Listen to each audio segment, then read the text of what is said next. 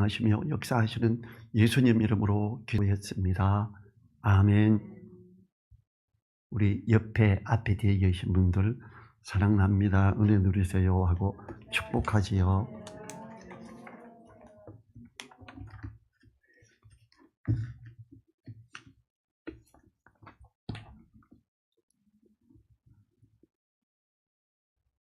오늘 말씀에서는 잘못된 교훈에서 깨어나자라는 제목으로 또다시 요한계시록에 있는 7 교회들을 중에 한 교회를 통해서 교훈을 받고자 합니다.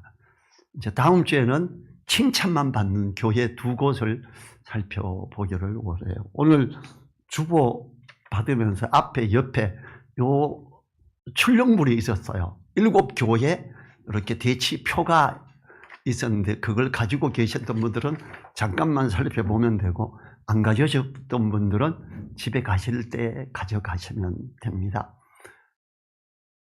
제가 지금부터 27년 전에 이 말씀을 요한계시록을 이렇게 강의하면서 이렇게 정리했던 이 도표예요. 우리가 요한계시록에 있는 7 교회, 그 7 교회는 이 지금까지 초대교회부터 지금까지 시대의 교회들을 순서를 통해서 이렇게 나열해 놓은 그런 거지요. 이 7 교회의 모든 곳에 표현되어 있는 단어가 강조하는 게 뭐냐면 성령이 교회들에게 말하는 것을 들을지어다 그래요.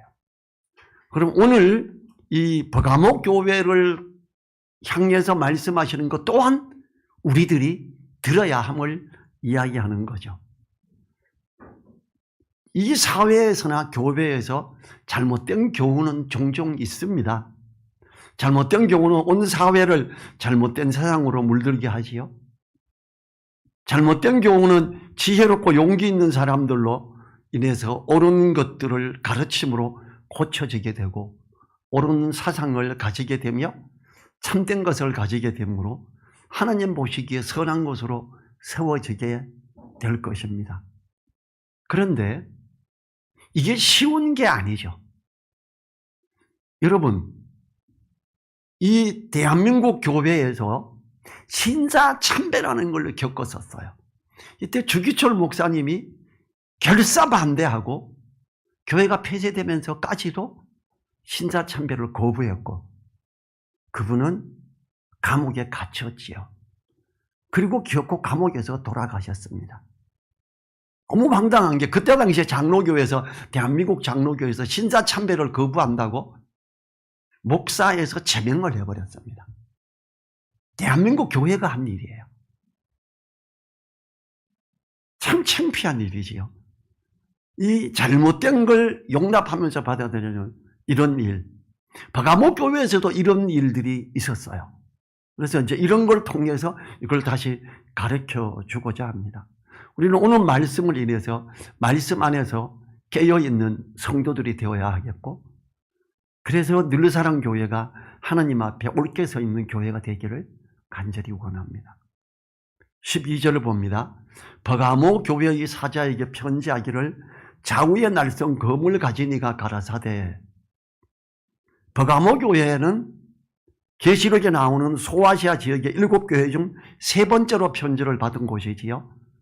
이거 버가모 교회에서 잘못된 교훈이 정착하기 시작했습니다.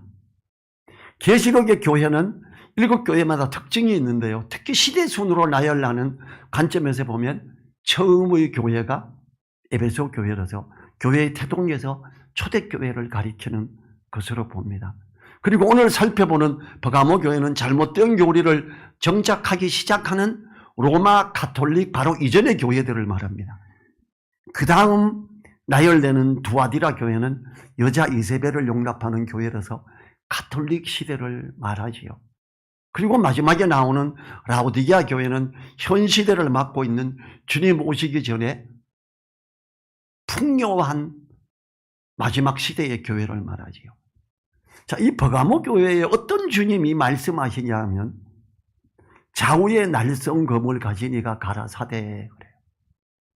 좌우의 날성검이 뭐죠? 좌우의 날성검은 성경의 검으로 말씀을 의미하죠.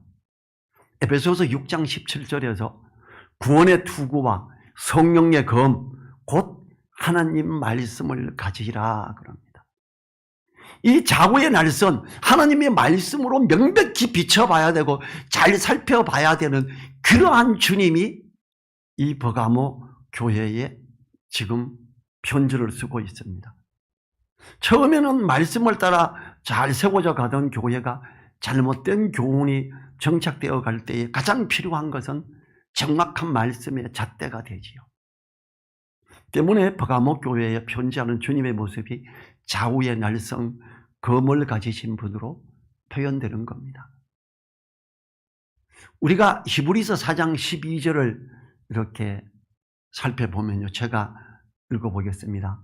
하나님의 말씀은 살았고 운동력이 있어 좌우의 날선 어떤 검보다도 예리하여 혼과 영과 및 관절과 골수를 찔러 쪼개기까지 하며 또 마음의 생각과 뜻을 감찰하라니.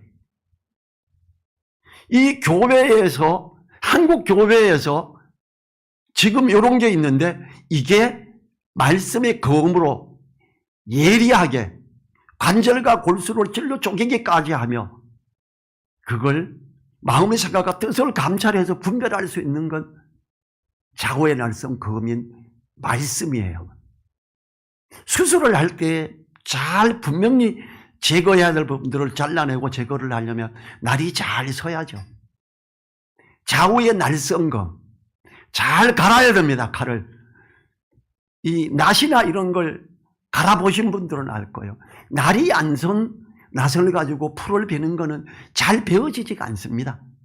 그런데 날을 잘 세우면 잘 베어지죠. 좌우의 날선검, 말씀을 살피고 또 살피고 잘 갈아서 날이 잘 선 검, 이러한 주님을 부르는 것, 이 교회의 필수적인 거라는 거죠. 좌우의 날선검인 말씀으로 정확하게 분리함으로 살펴봄으로 잘못된 교훈을 알게 해서 옳은 교훈인 진리 안에서 제대로 서게 하고자 해야 되는 겁니다. 그런 필요가 보이면 기도해야 되고 교회 건의도 해야 되고 그렇습니다. 제가요 선교단체에 있을 때 약 10년간 건의했던 게 있습니다.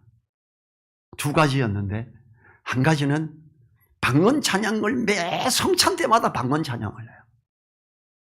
너무 마음이 아픈 거예요.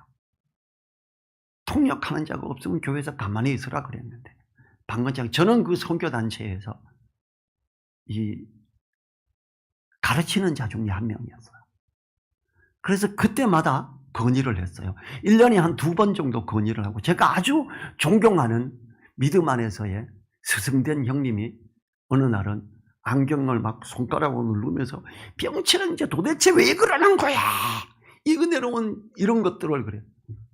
형님 말씀에서 분명하지 않은 부분을 우리가 자꾸 하고 있습니다. 이 말씀에서 내가 방언 찬양을 방언을 교회에서 계속해도 된다는 걸 말씀으로 입증 좀 해주세요. 못합니다. 아무도. 그리고 또 한 가지가 제가 성경을 읽어보니까 단 한 명 아무도 말하지 않는 제가 한국교회에서 한 번도 들어보지 못했던 말씀이 고린도전서 11장에 나오는데 여자는 머리를 길러라 해요. 남자의 권위 아래 있는 표시를 머리 위에 두라. 남자는 머리를 기르면 안 된다. 왜? 그 머리에 쓰는 것으로서 권위 아래 있다는 표시를 두는 건데 그건 여자가 두는 거다. 남자는 두는 게 아니야. 제가 그 선교단체에서 아무도 그런 말을 하지 않을 때 우리 집사람과 교제를 시작하려고 할 때 제가 이 말씀을 폈어요. 자매님 나와 교제하고 나와 결혼을 조건으로 교제하기 시작하는 자매님은 앞으로 죽을 때까지 머리를 기르셔야 됩니다. 남녀의 구분이 확실히 돼야 됩니다. 왜? 자매가 남자의 내 권위 아래에 있다는 표시를 머리에 두셔야 됩니다. 나보다 똑똑할 수 있습니다. 고등학교 때 장학생이었거든요. 저는 상 한 번도 받아본 적이 없고. 그렇지만 건의는 하되 결정을 하면 순종하셔야 됩니다. 하겠습니까? 네, 그러더라고요. 아무도 저한테 그걸 말한 적이 없고 가르친 적이 없는데 말씀을 보면서 그 생각을 해요. 이걸 또한 10년 동안 건의를 했어요. 어느 날 그래요. 지금 몽골에 선교사로 가 있는 형제와 여러 형제들이 병철이 형님이 저렇게 계속 말씀하시는데 이거 우리 고린도전서 11장 1절부터 16절 공부 한 번만 하지요. 2주, 3억주만 하십시다. 오케이, 알았다. 그럼 집에 가서 자세히 살펴보고 다음 주에 모여서 공부합시다. 예, 그러고 다음 주에 모였는데요. 시작하자마자 다 기도하고 읽어보면서 병철 형님 말씀이 맞다는 걸 알았어요. 우리 왜 이것까지 못 봤을까요? 우리 10수년을 왜 이걸 전혀 못 봤을까요? 맞네요. 우리 교회에서 자매들은 앞으로 머리 길러야 됩니다. 머리가 혹시 너무 숏같아서 남녀 구분이 잘 안 되면 수녀들처럼 머리에 써야 됩니다. 내가 이거 교회 발표하십시오. 교회 발표했었어요. 왜냐하면 말씀을 자세히 살피면서 보면 이런 것들이 보여요. 하지 않고 있는 게 있으면 하자고 건의를 자꾸 해야 돼요. 한 10년 그 이야기 하는데 1년에 한두 번씩 때로는 저를 가르쳤던 양육했던 선생님들이 흥분을 하기도 하고 도대체 왜 그러냐 그러고 어느 날에 미안하다 네 말이 맞네. 우리는 좌우의 날쌘 검을 가지신 그 주님을 바라봐야 됩니다. 자, 이제 13절 상반절을 보죠. 내가 어디 사는 것을 내가 아노니 거기는 사단의 위가 있는 데라. 13절은 버가모 교회를 향한 주님의 칭찬입니다. 이러한 모습은 우리들이 잘 살펴보고 닮아야 하는 부분입니다. 주님께서는 어려운 여건 가운데 있는 버가모 교회를 아신다 하십니다. 특히 사단의 위가 있는 곳에 살고 있는 버가모 교회를 주님이 아신다. 사단의 위라고 하는 것은 당시 로마 시대 때 황제를 숭배하는 것과 우상을 숭배하는 상황 가운데 있다는 것을 말합니다.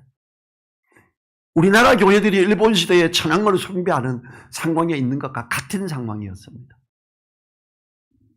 주기철 목사님 같은 경우 신사참배를 거부함으로 주님만을 섬기는 소중한 믿음을 가지셨지요. 남들이 볼 때 실패하는 것 같았지요. 감옥에 갇히고 목사에서 파직을 당하고. 근데 창피한 건 주기철 목사님이 아니라 나중에 대한민국 교회였었어요. 왜냐하면 주님이 이걸 아시는 거예요. 내가 아노니 거기는 사단의 위가 있는 데라. 주기철 목사 너는 목숨을 걸고 이걸 지키는구나. 내가 안다 이렇게 말하는 거예요. 신사참배를 거부하셨던 모든 성도들에게 주님이 내가 어디에 사는 것을 내가 아노니 거기는 사단의 위가 있는 데라 이렇게 하시는 거지요. 그 얼마나 큰 위로가 되었을까요? 믿음의 선한 싸움을 싸우는 성도에게 아신다 하시는 주님. 때로는 넌 도대체 왜 그래 하고 손가락질 당할 수도 있습니다. 제가 이제 교회 음향을 하니까 전에는 몰랐어요. 교회 중에 재건 무슨 교회, 재건자가 앞에 붙은 교회는 일본 시대 때 신사참배를 거부했던 교회, 핍박했던 교회, 없어졌다가 다시 세워진 교회들입니다. 서울에도 한 2개 있고 지방에도 몇 개씩 있습니다. 앞으로 교회 간판 볼 때 재건이라는 글씨가 앞에 있으면 아, 저 교회는 신사참배를 거부했던 교회구나. 야, 주님이 인정하시는 교회다. 그런 부분에 대해서 이걸 생각하면 됩니다. 13절 하반절을 보죠. 내가 내 이름을 굳게 잡아서 내 충성된 증인 안디바가 너희 가운데 고 사단에 거하는 곳에서 죽임을 당할 때에도 나를 믿는 믿음을 저버리지 아니하였도다. 주기철 목사하고 똑같은 거예요. 버가모 교회의 지도자인 안디바를 언급하지요. 황제 숭배를 거부하고 믿음을 지키다 순교를 당한 분입니다. 도미티나우스 황제 통치 때에 황제 숭배를 거부하다가 체포돼서 불에 벌겋게 달군 놋새 황소 위에 얹혀져서 처참하게 타서 죽었습니다. 전승에 의하면 버가모 성도들이 사는 곳에서는 성도들을 체포하면 신상을 만드는 일에 투입되고 이를 거부하는 사람들은 처형되었다고 합니다. 신상을 만드는 곳이 있던 곳으로 우상을 숭배하는 핵심이 되는 곳이 이게 사단의 위가 있는 곳이라고 합니다.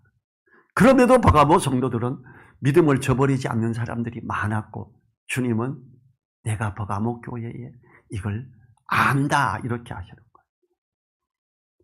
자, 14절 상반절 보죠. 여기는 책망을 하는 곳이에요. 상반절 읽어볼게요. 그러나 내게 두어 가지 책망할 것이 있나니 거기 내게 발람의 교훈을 지키는 자들이 있도다.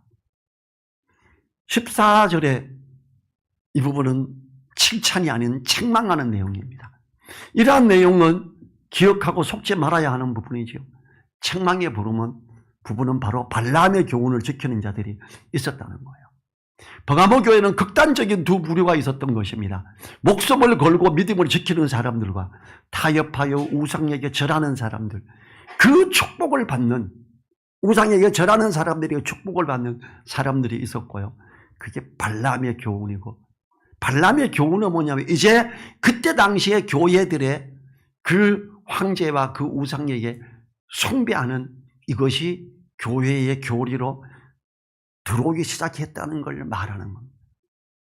14절 하반절을 보죠.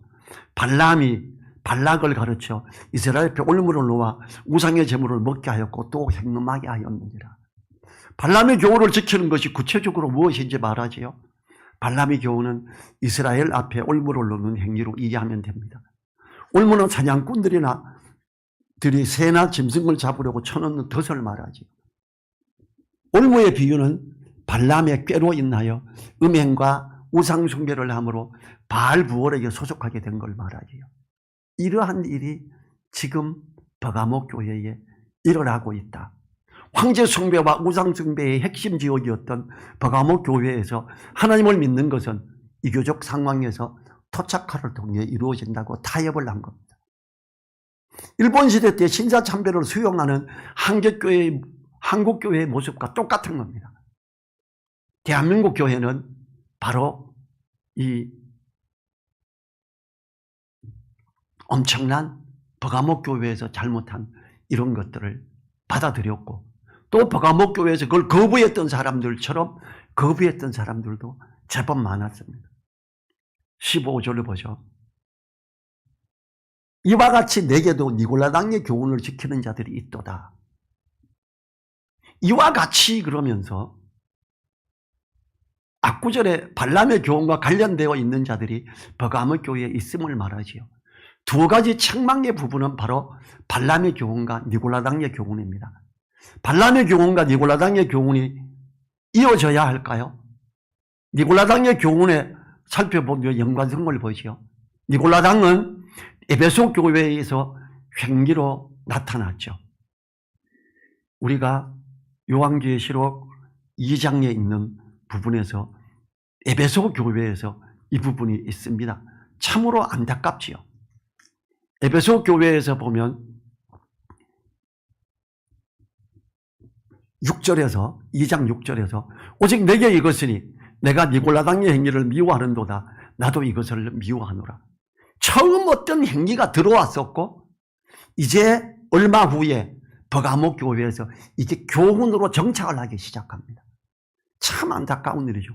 이 교훈으로 정착하는데 바로 어떤 것이 있었나 하면 바로 발람의 교훈 때문에 그래요. 우상에게 절하고 하는 이런 것들을 가르치고 이렇게 해도 괜찮아. 그래야 교회가 살아. 이러면서 이걸 하게 하는 교리를 만들어버렸던 거예요. 대한민국 교회가 그랬습니다. 신사참배를 하면서 그렇게 하고 하는 것은 괜찮은 거야 라고 교회에서 대부분의 교회가 그걸 승인했었지요. 참 안타까운 이야기입니다. 그래서 재건이라는 글씨가 붙은 교회 목사님들은 그 자부심을 갖습니다. 버가모 교회처럼 우리는 목숨을 걸고 신사참배를 거부했던 자들입니다.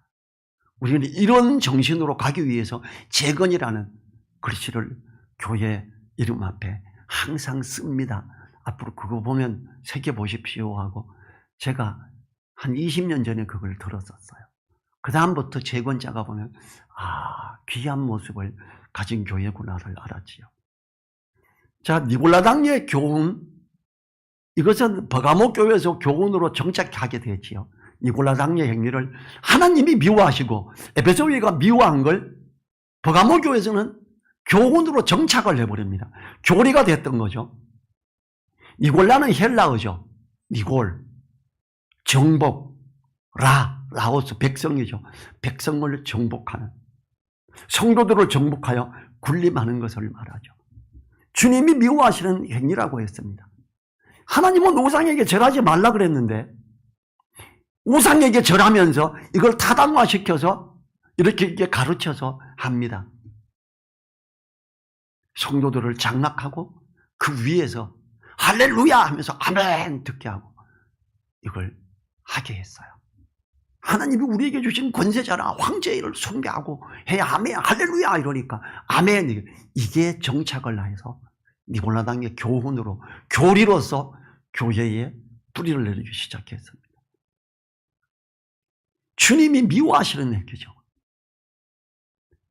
이 주인님이 미워하시는 행동들이 교훈으로 정착하기 위해서는 행동이 편리하고 좋은 것으로 여겨질 때 합리적인 이론으로 정립이 돼서 정착됨으로 교훈, 교리가 됩니다.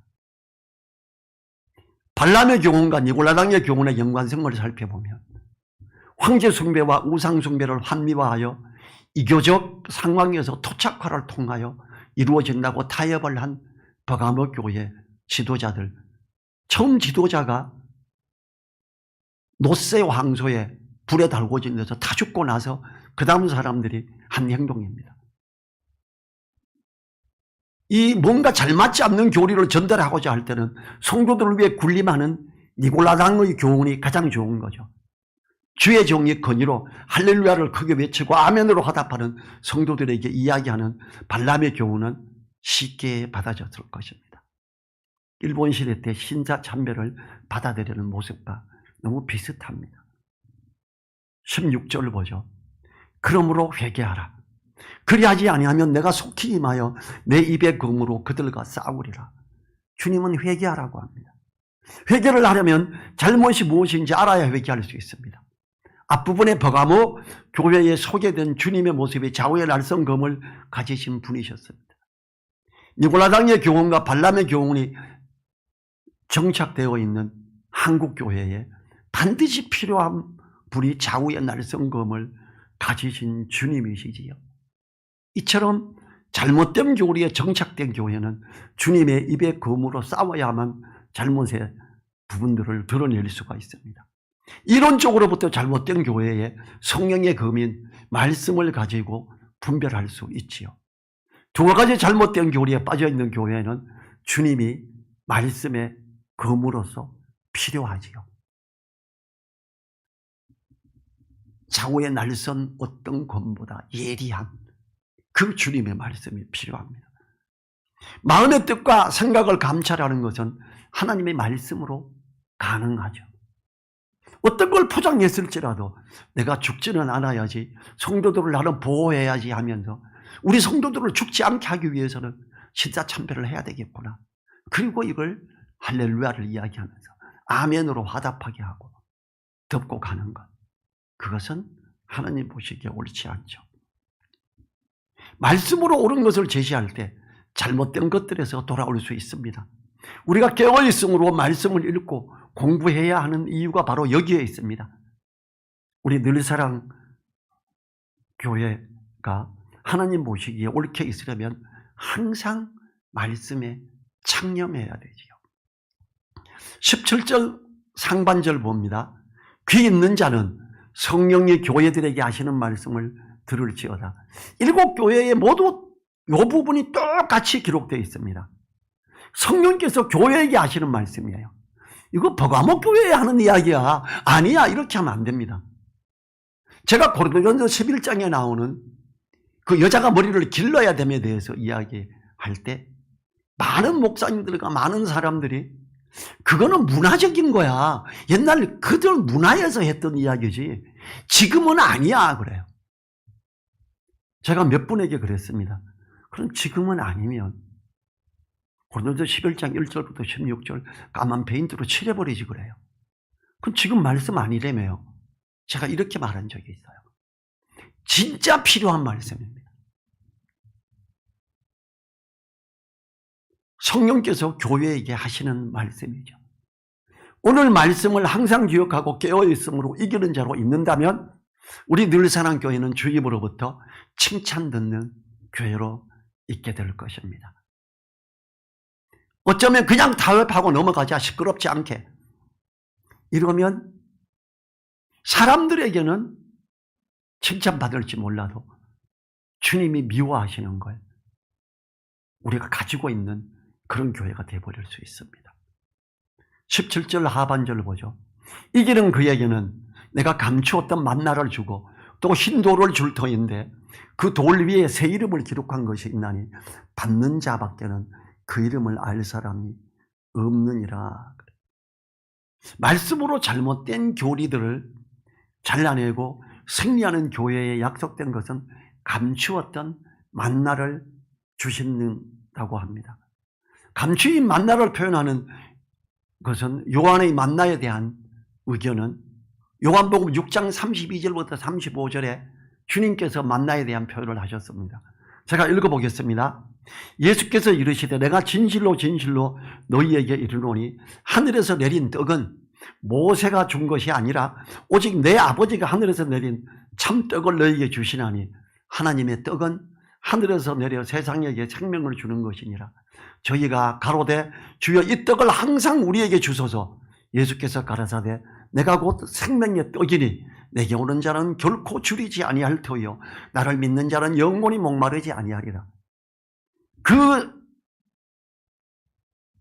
발람과 니골라의 교훈에서부터 벗어나고 말씀의 검을 가지고 그런 걸 잘라내는 이런 사람들에게 주님께서는 생명의 떡으로서 결코 줄이지 않게 하며 영원히 목마르게 하지 않는 함께 하심의 역사를 누리게 합니다.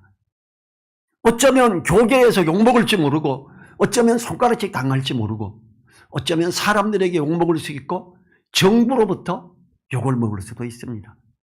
그렇지만 주님으로부터 칭찬을 받고 주님으로부터 생명의 떡을 누림으로 영적인 생명의 부분들에서 결코 줄이지 않는 이런 것이 된다라는 것이 바로 이 약속이죠. 이기는 그에게는 내가 감추었던 만나를 주고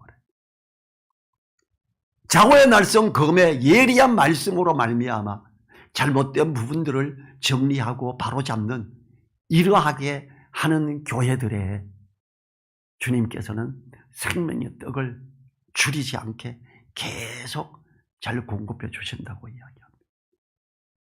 주님으로 인하여 들어가며 나가며 꼴을 얻게 되는 걸 말하는 거지요. 사람이 만들어낸 여러 교리들로 교회가 힘을 내는 것이 아니라 주님의 말씀으로 인하여 힘을 내며 든든히 서게 되는 것을 말하는 것이 감추어진 만나입니다. 또 흰돌에 새 이름을 적어서 준다 합니다. 흰돌은 법정에서 배심원들이 무죄를 주장하면서 던지는 돌입니다. 그리고 거기에 쓰여진 이름은 예수 그리스도의 이름으로 거듭난 자의 이름이지요. 주님의 말씀으로 이기는 교회에는 주님의 이름이 남아있으므로 장차 하나님 앞에서 구속함을 받는 약속을 누리는 교회, 그 성도들이다. 이걸 이야기하는 거죠. 좌우의 날선 검인 주님, 좌우의 날선 검으로서 우리에게 역사하시는 그 주님을 불러야 됩니다. 우리가 때로는 기도할 때 주님, 좌우의 날선 검을 가지신 주님, 저에게도 이 나를 잘 선 말씀의 검을 갖게 도와주시고 이끌어 달라고 기도해야 됩니다. 우리 자리에서 일어나셔서 1분간 기도하지요.